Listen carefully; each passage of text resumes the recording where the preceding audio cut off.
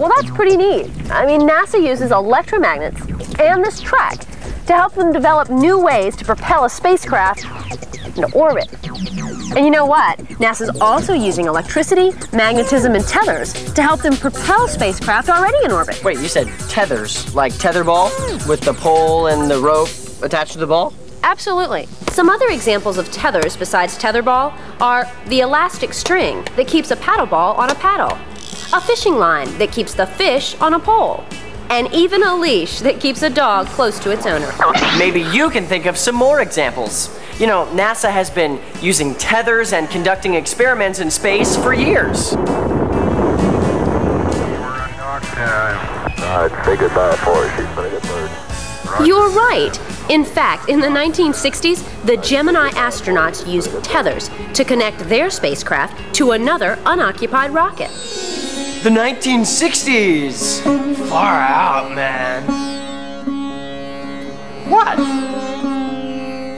Over the years, NASA has learned that connecting two spacecraft together opens up a whole new world of possibilities, like propelling a spacecraft. One person who knows all about tethers in space is physicist Les Johnson, and he works at NASA Marshall Space Flight Center.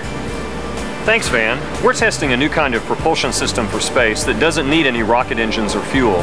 Instead, it'll use the Earth's magnetic field to help push or pull on the spacecraft. All magnetic objects form invisible lines of force that extend between the poles of the object. A magnetic field is the space around the magnet where you feel its force. Magnetic field lines extend and radiate between the Earth's north and south poles and between the poles of the magnet. Basically, the Earth's magnetic field works with a special type of wire or conductor called an electrodynamic tether to push or pull on the object.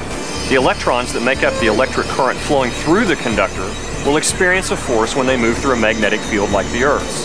Since they're trapped in the conducting wire tether, the force will be applied to the tether and whatever is attached to it.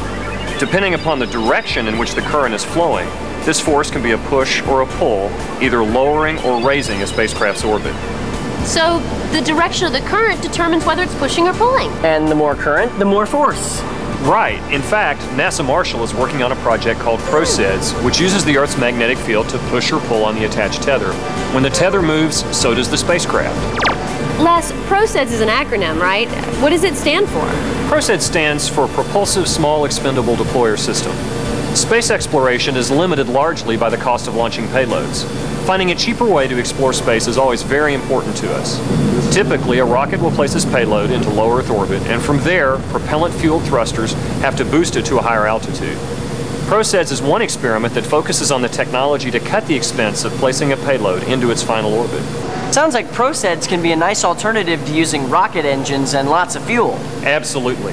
Electrodynamic tethers could one day be used as a cheap, lightweight, and reliable way to remove space junk from orbit, keep the International Space Station in orbit, and even power missions at other planets.